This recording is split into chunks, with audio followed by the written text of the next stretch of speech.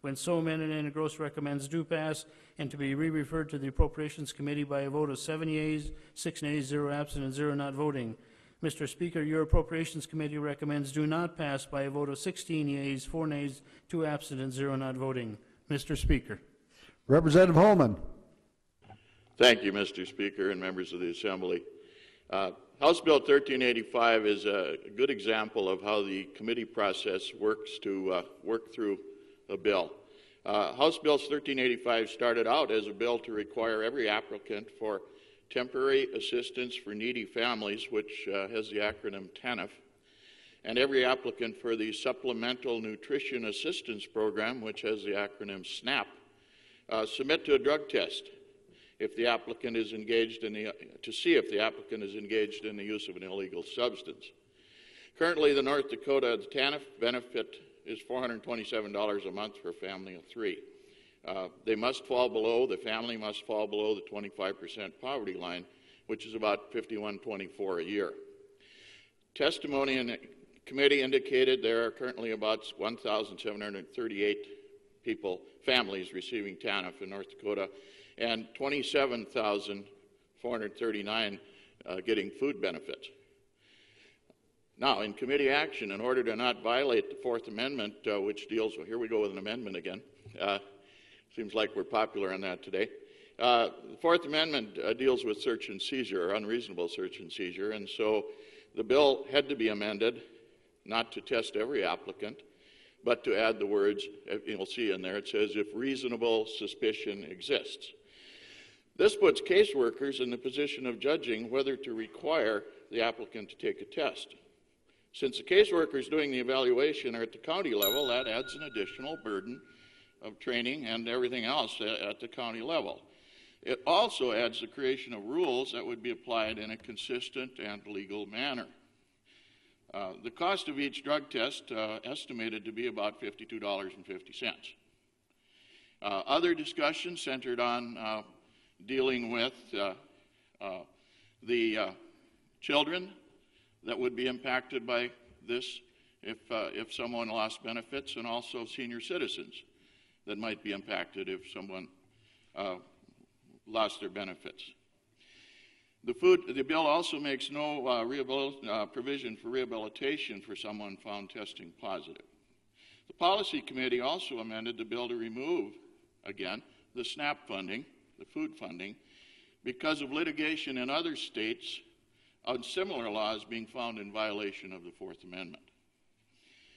The fiscal note on this measure estimates that about 6%, and again, I'm sure that's an estimate, would be found suspicious, bringing the cost for new applicants to a little over $15,000 and for existing applicants to about $60,000. But the department also indicated that their review process would need updating in order to implement this, and that added for the first year another $420,000. So, and also there was in the fiscal note, and this is where we get into the Appropriations Committee, we looked at those first two numbers. We also looked at the $420,000, and we looked at the $100,000 that's also in the fiscal note that is for anticipated legal costs for appeals and challenges to Fourth Amendment rights. So that $595,000 fiscal note got attention on the Appropriations Committee. Also the fact that we're dealing only now with the people receiving living benefits, not the food benefits, because that was removed. So you're dealing with those 1,700 people that are 1,800 people. So a lot of discussion. We had several minutes of discussion on the Appropriations Committee, weighing the cost of application of this policy versus the benefits, and we voted 16-4 for a do not pass.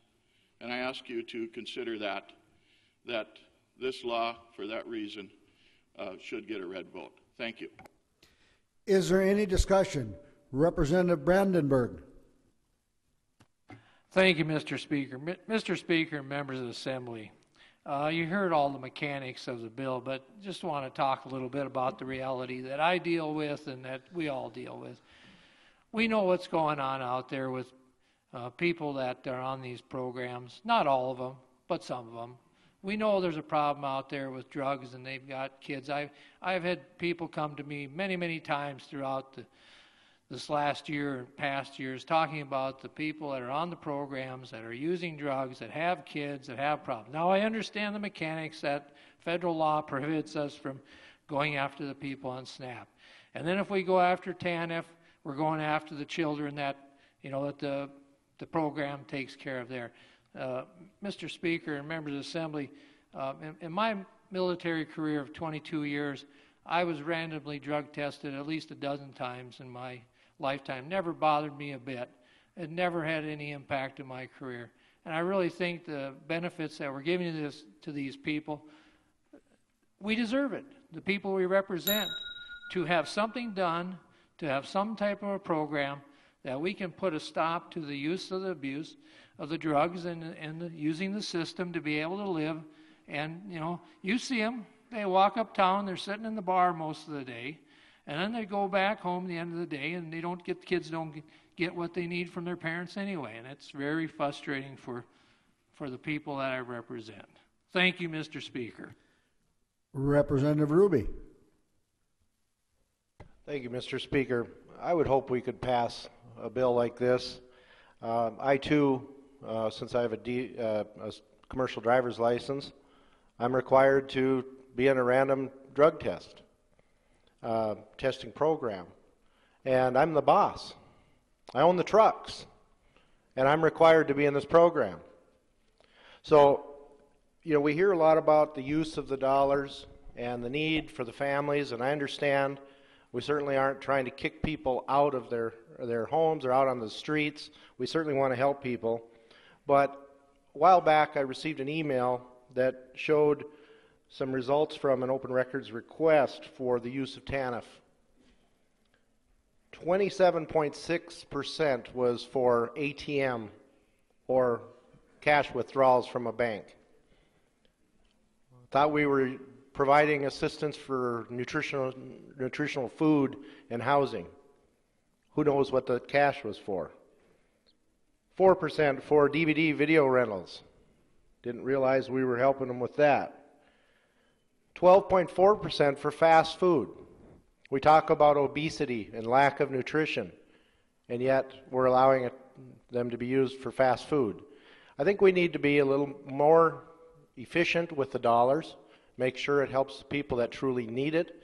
But in some ways, if you look at the fiscal note and you say, well, this is going to cost us money, what will it cost us in the long run to maybe give an incentive for people who are on drugs to not use it, to get rehab? And then if they still need the assistance, we can put some mechanics in here to give them the assistance and get them back into society, not addicted to drugs. And in some cases, what if they're on medication and they're not taking it? We could be helping them to continue on medication that would be beneficial for them. So I would hope we could give this a green vote. Thank you. Representative Mooney. Thank you, Mr. Speaker and members of the Assembly.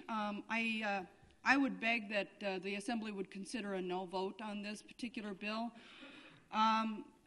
After reading it through thoroughly and spending time with it in committee, I find this bill to be punitive. It has no redemption factors in it whatsoever. What we're doing is we're taking the poorest of the poor. The people who are on TANF are the poorest in North Dakota.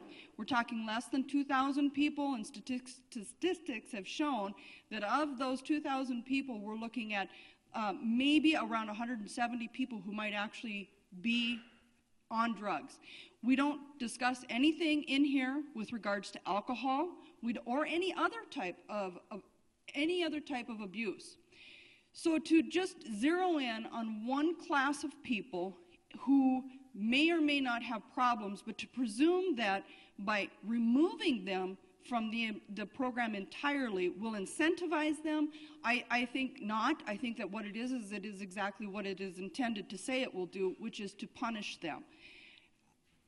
If we want to talk about rehabilitation programs and developing ways that we can invest some of our good hard-earned North Dakota money into helping these people rehabilitate, I'll gladly look at that. And I think that might be something that might be of value for all of North Dakota.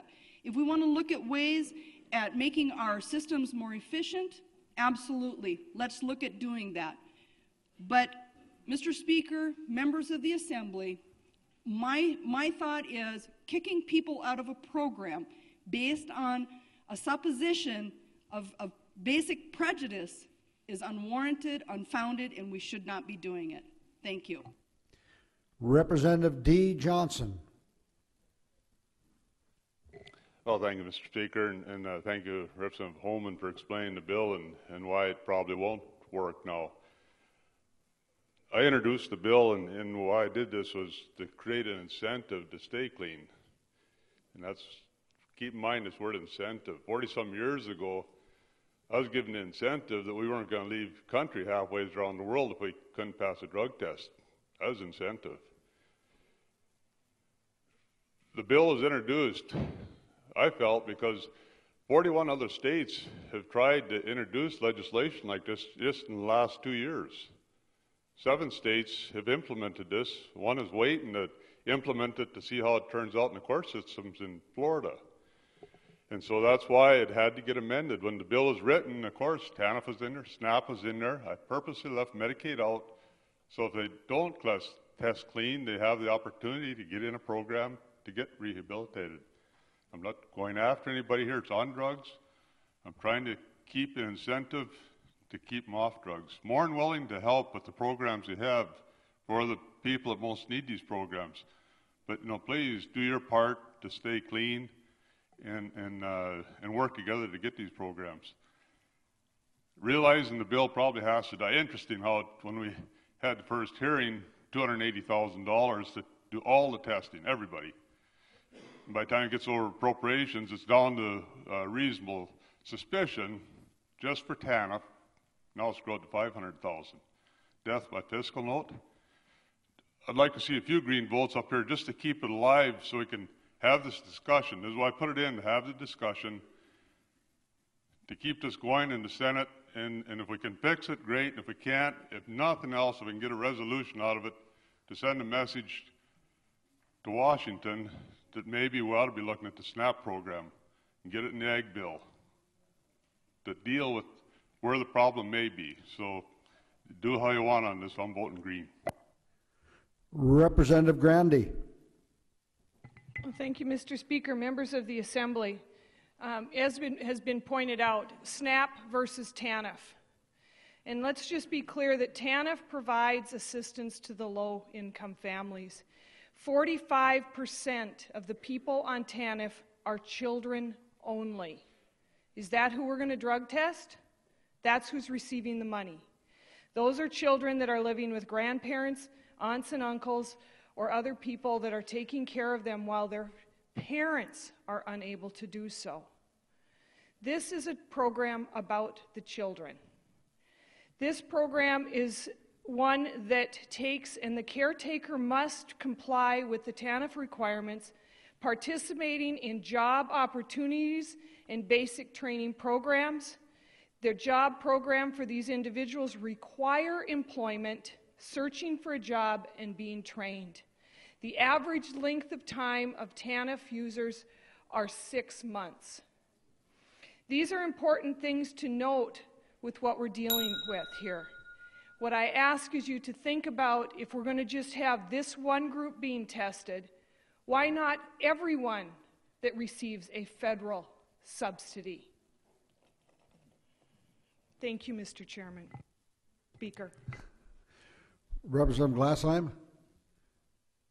Did you? Okay. Representative Pollard. Thank you, Mr. Speaker, members of the Assembly. I want to correct something on this. This bill is not death on appropriations by fiscal note. No way. I want to make that clear. This is not death by fiscal note. And in fact, we hardly even talked about the fiscal note down in appropriations. What this is about, and I am actually a sponsor on the bill, because I agree with Representative Johnson, and I'm glad he brought it forward. The trouble is we're going after the wrong people. I agree. I would love to go after the people on SNAP, undoubtedly. I would love to have in the bill, let's sue the federal government and make sure we can go after these people. You can't go after the single moms that are on a TANF program on a lifetime benefit of 60 months. You really can't, at least my opinion, 45% of these are kids. That's what it is. When you look at the 25% poverty level, you're talking of amount for a household of three, $5,124. So this bill is not death by fiscal note. This is the wrong people to go after. Let's go after SNAP. I agree. Thank you, Mr. Speaker. Representative Ammerman. Thank you, Mr. Speaker. I'm only going to touch on a couple of things I heard today that I don't like. There's a couple of speakers, and I've heard it twice. These people. We know what's going on there with these people. I'm not sure what you mean by these people, but we're not here to create different classes of people. We do not know what's going on with these people. We've never walked in their shoes. We don't know how they got where they are. So let's be careful of how we say what we say, because they're all our people, and we have no business saying these people. Is there any other discussion? Seeing none, the House has before it House Bill 1385. The clerk will open the key and you may record your vote. Has every member voted? Does any member wish to change their vote? The key will be closed. The clerk will take the record. Final vote shows 19 yeas, 72 nays, 3 absent and not voting. House Bill 1385 is declared failed.